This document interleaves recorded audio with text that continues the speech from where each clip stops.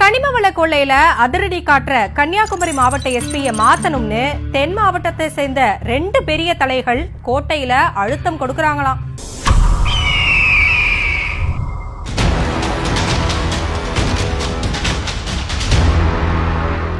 கோவையில காவல் துணை ஆணையராக இருந்த டாக்டர் ஸ்டாலின் கடந்த ஜனவரியில கன்னியாகுமரி மாவட்ட எஸ்பியா நியமிக்கப்பட்டார். மாவட்டத்துக்கு இவர் வந்ததுல இருந்து கிராம கண்காணிப்பு திட்டம்ங்கிற பேர்ல கிராமத்துக்கு ஒரு போலீஸ்காரரை நியமிக்கிறதுல இருந்து SIR தேர்வாக மாணவர்களுக்கு இலவச பயிற்சிகளை கொடுக்கிற வரைக்கும் மக்கள் மத்தியில் பிரபலமாகி குற்றத்தடுப்பு நடவடிக்கைகள் மூலமா குற்றங்கள் குறைய ஆரம்பிக்க கனிமவள கொள்ளையை தடுக்கிறதுலயும் அதிரடி காட்ட துவங்கி இருக்கார்.